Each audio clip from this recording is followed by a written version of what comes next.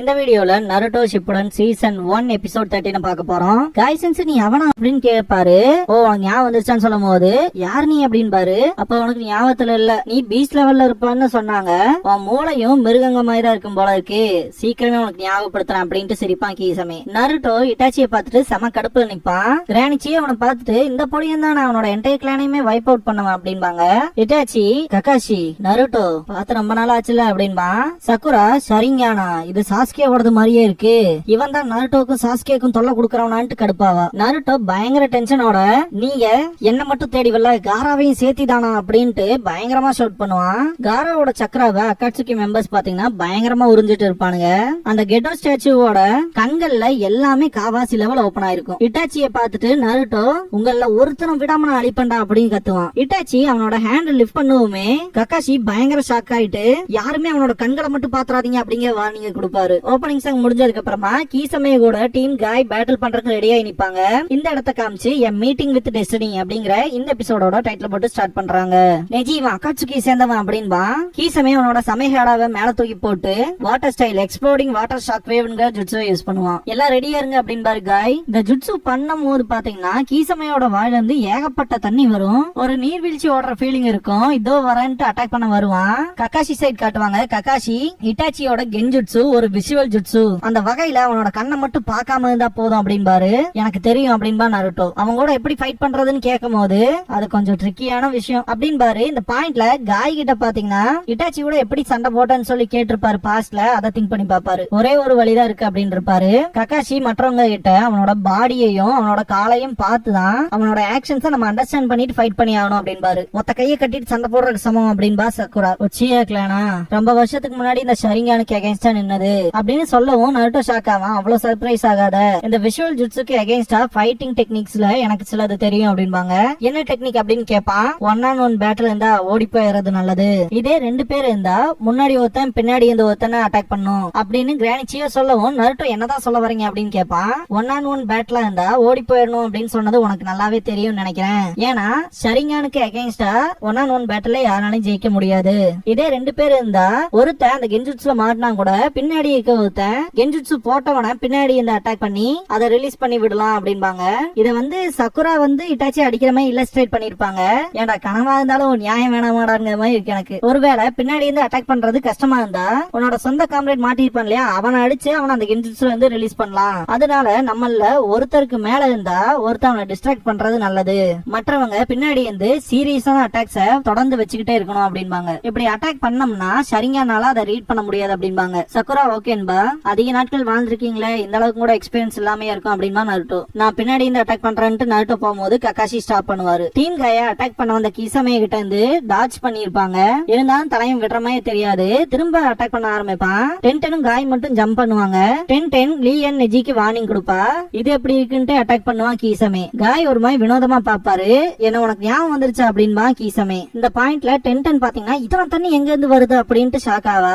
இந்த டெக்னிக்கு அவனுக்கு அதிக அமௌண்ட் ஆஃப் சக்கரா தேவைப்பட்டிருக்கும், சொல்ல முடியாத அளவுக்கு அப்படின்பா. எதுக்காக வெயிட் பண்ண சொன்னீங்க ககாஷி சென்சேன்னு நருட்டோ கேட்கும் போது கிரானிச்சியோ பாத்தீங்கன்னா என்னோட ஃபைட்டிங் ஸ்டைல்ல ஏதாவது குறை இருக்கா, என்னோட ஃபைட்டிங் ஸ்டைல யூஸ் பண்ண மாட்டிக்கோன்னு நினைக்கிறேன்னு சொல்லி ககாஷி கிட்ட கேட்கும் போது ஆர்டினரி கென்ஜுட்சு வந்தா நீங்க சொல்றது ஒர்க் அவுட் ஆகும், ஆனா இங்க இருக்கவன் ரொம்ப மோசமானவன் அப்படின்பாரு.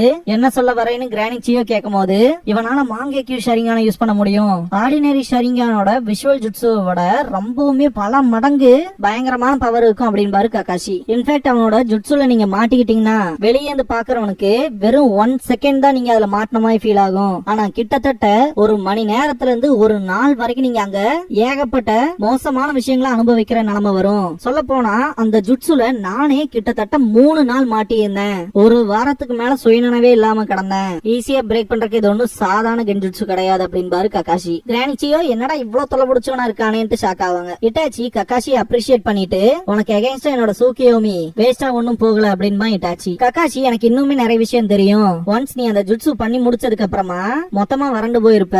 அந்த டைம்ல பேட்டில விட்டு ஓடுறதுக்கு தான் நீ பார்த்த அப்படின்பாரு. பாஸ்ட்ல பாத்தீங்கன்னா கீசமே ஃபைட் பண்றதுக்கு ட்ரை பண்ணும் போது கூட நம்ம சண்டை போடுறதுக்காக வரல, நம்ம சீக்கிரமே கிளம்பணும்னு சொல்லி இட்டாச்சி தான் கூட்டிட்டு போயிருப்பான். அதை ஜஸ்ட் பிளாஷ் பண்ணி காட்டுவாங்க. இந்த ஒரு ஜுட்சு பண்றதுனால உங்கள்கிட்ட நிறைய சக்கரா தீரும், அது ரிஸ்க் தானே, உன்னோட கண்களே மொத்தமா போறக்கான வாய்ப்பும் இருக்கு இல்லையா இட்டாச்சி அப்படின்னு கேட்பாரு கக்காஷி. ஒரு சண்டையிலேயே எத்தனை விஷயங்களை அனலைஸ் பண்ணிட்டியா அப்படின்பா இட்டாச்சி. உன்னோட ஐசைட் எவ்வளவு டேமேஜ் ஆயிருக்கு அப்படின்ட்டு கக்காஷி அவரோட சரியான யூஸ் பண்ணுவாரு. இட்டாச்சி லிட்டரலா இந்த இடத்துல பயந்த மாதிரி இருக்கும். இட்டாச்சி அவனோட மனசுல இத பண்ணது நீதானா கக்காஷி அப்படின்பா. டீம் காய் சைட் காட்டுவாங்க. திரும்ப அட்டாக் பண்ண வருவான். அந்த வாட்டர் வந்து டாச் பண்ணும்போது காய சாமேஹோட ஸ்வாட வச்சு அட்டாக் பண்றதுக்கு ட்ரை பண்ணுவான். காய் டாச் பண்ணி ஒரு கிக் பண்ணுவாரு. பார்த்தா வாட்டர் க்ளோனா இருக்கும். இன்னும் என்ன ஞாபகத்துக்கு வரலையாண்டு பின்னாடி வந்து சிரிப்பான். கீசமே அக்காட்சுகியோட ஹைட் அவுட்ல காட்டுவாங்க. காராவோட உடம்புல இருந்து பயங்கரமா சக்கராவை எக்ஸ்ட்ராக்ட் பண்ணிட்டே தான் இருப்பானுங்க.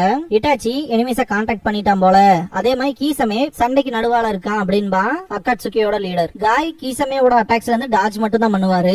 லீ பாத்தீங்கன்னா பின்னாடி இருந்து அட்டாக் பண்ண வரும்போது லீனு கத்துவார். காய் லீஃப் ரைசிங் விண்ட் அப்படிங்கிற டெக்னிக்கை யூஸ் பண்ணி லீ பாத்தீங்கன்னா சாமேஹாடாவை கீசமேயோட கையில இருந்து பறந்து போக வச்சிருவான். கீசமே கீழே வரவும் நெஜி பாத்தீங்கன்னா 8 ட்ரைகிராம்ஸ் ஏர் பாம்புங்கிற ஜுட்ஸோ யூஸ் பண்ணுவான். சாமேஹாடா கீழே வரும். புடிச்சு பாத்தீங்கன்னா பேலன்ஸ் பண்ணி நிக்கும் போது 10-10 அவளோட வெப்பனை யூஸ் பண்ணி அட்டாக் பண்ணிருப்பா. தடுப்பான். பிரயோஜனமே இருக்காது, ஏன்னா அதுல பேப்பர் பாம் இருக்கும். 10-10 அவன் தப்பிச்சு போயிட்டான் அப்படின்பா. எங்க போனா அவன் அப்படின்ட்டு காய் பாப்பாரு. 10-10 நெஜி கிட்ட எனிமி எங்க இருக்கான்னு கேப்பா.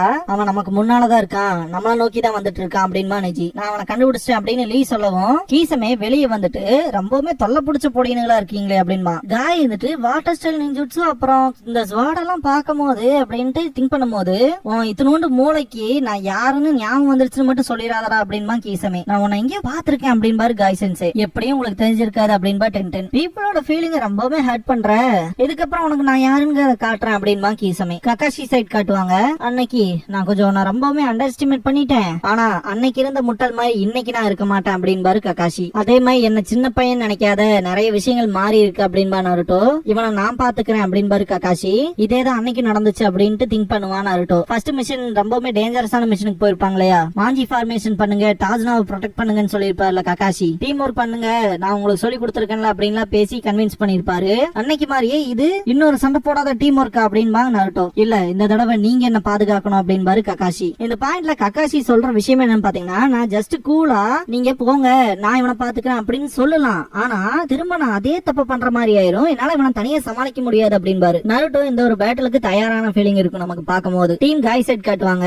பாத்துருவோம் அப்படின்பா கீசமே. நம்ம கவுண்டர் அட்டாக் கொடுக்க வேண்டிய நேரம், ஃபர்ஸ்ட் நான் அவனை டீல் பண்றேன், இதை மட்டும் நான் பண்ணிட்டேனா அவனை அட்டாக் பண்றதுக்கு வந்துருங்க அப்படின்பாரு. அவ்வளவு ஈஸியா என்ன காலி பண்ணிடலாம்னு நினைச்சியா, அவன் மைண்ட் எப்ப மாத்திரம் பாருன்ட்டு அட்டாக் பண்ண வருவான் கீசமே. காய் கீசமேவோட ஸ்வாட்ல இருந்து எஸ்கேப் ஆவாரு. நெஜி ஜென்டல் ஃபிஸ்ட் வைக்கும் போது சாமேஹாடா அந்த சக்கராவை அப்சர்வ் பண்ணிக்கும். லீ நுஞ்சாக்கு யூஸ் பண்ணி அட்டாக் பண்ண வரும்போது அதை டோட்டலா உடைச்சிட்டு சிரிப்பான் கீசமே. இவ்வளவு பெரிய ஸ்வாடா ஈஸியா சொல்லட்டான், இவனாவது கார்ட டவுன் பண்றதாவது அப்படின்பா லீ. க்ளோஸ் ரேஞ்ச் அட்டாக் ஒர்க் ஆகலைன்னு என்ன லாங் ரேஞ்ச்ல அட்டாக் பண்றேன்ட்டு ஏகப்பட்ட குணாய பேப்பர் பாமோட வச்சு அட்டாக் பண்ணுவா 10-10. அதையும் ஸ்வாட வச்சுதான் தடுப்பான். இது எப்படி இருக்கு அப்படின்பா 10-10. ஏதாச்சும் பண்ண அப்படின்ட்டு கீசமே சிரிப்பான். கடுப்பாவா 10-10. அந்த ஸ்வாட பயங்கரமா திட்டுவா.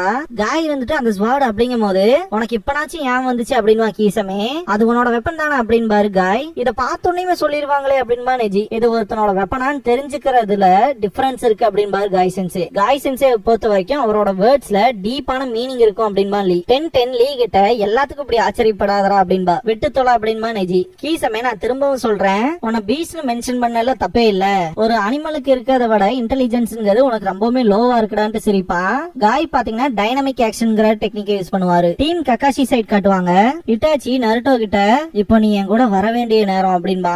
இட்டாச்சி அவனோட ஆள்காட்டி விரல காட்டியிருப்பான். நருட்டோ கடுப்புல இருக்கும் போது நான் ஃபர்ஸ்ட் போய் அட்டாக் பண்றேன்ட்டு கக்காஷி ஓடுவாரு. அட்டாக் பண்ணும் போது இட்டாச்சியோட க்ளோன் ஒன்னு போகும். Kakashi shock ஆவாரு. நருட்டோ அவனோட ரசங்கான யூஸ் பண்ணி டிஃபீட் பண்ணுவான். பார்த்தா க்ளோனா இருக்கும். நருட்டோ சுத்தி வர பாக்கும்போது கக்காஷி, கிரானிச்சியோ அப்புறம் சக்குரா 3 பேருமே டிஃபீட் ஆகி கிடக்குற மாதிரி இருக்கும். சக்குரா கஷ்டப்பட்டு எந்திரிப்பா. சக்குரான்ட்டு பாத்துட்டு இருக்கும்போது பாத்தீங்கன்னா அப்படியே இட்டாச்சியா மாறுவா. நருட்டோக்கு என்ன நடக்குதுன்னே புரியாது. காய் சைட் காட்டுவாங்க. கீசமே கூட வெறித்தனமா ஃபைட் பண்ணுவாரு. அவனோட சமைஹாட ஸ்வாட பாத்தீங்கன்னா அவரோட லெக்ஸை யூஸ் பண்ணி ஹோல்ட் பண்ணி அவனுக்கு பின்னாடி வருவாரு. இப்போ அட்டாக் பண்ணுங்கன்னு கத்துவாரு. 3 பேருமே அட்டாக் பண்றதுக்கு வருவாங்க. இத பார்த்தா கீசமே வாட்டர் க்ளோன் ஜுட்சு யூஸ் பண்ணுவான். 3 க்ளோன் வரும். 3மே பாத்தீங்கன்னா 3 பேத்தையுமே பிடிக்கும். காய் பாத்தீங்கன்னா கீசமேவோட ஸ்வாட வச்சு அவனை அடிக்கிறதுக்கு வருவாரு. இந்த பாயிண்ட்ல கீசமே வாட்டர் பிரசன்ட் ஜுட்சு யூஸ் பண்ணுவான். அவங்கள விட்டுருன்ட்டு காய் சென்சே வெறித்தனமா அட்டாக் பண்ண வரும்போது சாமேஹாடாவோட கைப்புடியில இருந்து கத்தி மாதிரி வரும். தன்னோட மாஸ்டரை அட்டாக் பண்றதுக்கு இல்லாம பாத்தீங்கன்னா காய் கிட்ட இருந்து ரொம்ப தூரம் போகும். லீ, நெஜி, 10 அப்படின்ட்டு காய் சென்சே கத்துவாரு. 3 பேத்துனாலுமே உள்ள மூச்சும் கூட விட முடியாது. நருட்டோ சைட் காட்டுவாங்க. நருட்டோவை சுத்தி இந்த 3 பேருமே பாத்தீங்கன்னா இட்டாச்சி மாதிரியே டிரான்ஸ்ஃபார்ம் ஆவாங்க. என்னதான் இங்க நடக்குது அப்படின்ட்டு நருட்டோ பல்ல கடிப்பான். இந்த ஜுட்சுவை எஃபிமெரால்னு சொல்லுவாங்க. வெறும் ஃபிங்கரை மீடியமா யூஸ் பண்ணி இட்டாச்சி மட்டுமே யூஸ் பண்ண ஜுட்சு. இந்த ஜுட்சுல தான் பாத்தீங்கன்னா இப்ப நருட்டோ மாட்டிருக்கான். இந்த ஜுட்சுல இருந்து நருட்டோ ரிலீஸ் ஆகிற வரைக்கும் வர சீன்ஸ் வரைக்கும் தான் இந்த ஜுட்சுவே வந்து காட்டியிருப்பாங்க. இதுக்கடுத்து இதை யாருமே பண்ண மாதிரில காமிச்சதே இல்ல. இத பத்தி நான் ஒரு ஷார்ட் வீடியோ கூட போட்டிருப்பேன். செக் பண்ணி பாக்குறேன்னா பாருங்க.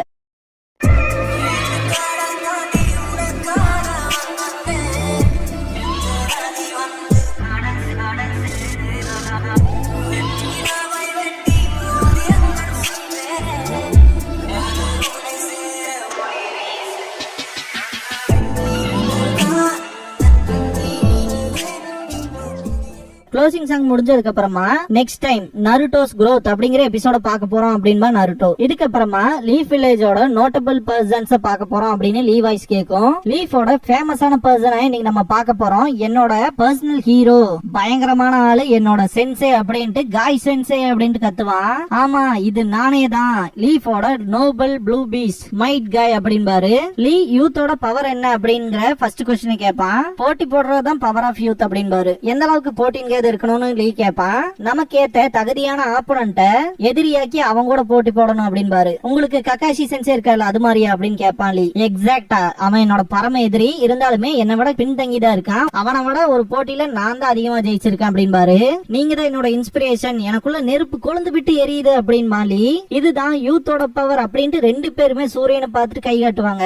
2 பேருமே எங்களுக்குள்ள அந்த நெருப்பு கொழுந்து விட்டு எரியுதுன்னு சொல்லுவாங்க. சொன்ன மாதிரியே பயங்கரமா எரியும். எரியுதுன்னு கத்துவாங்க. இதோட இந்த எபிசோட் முடியுது.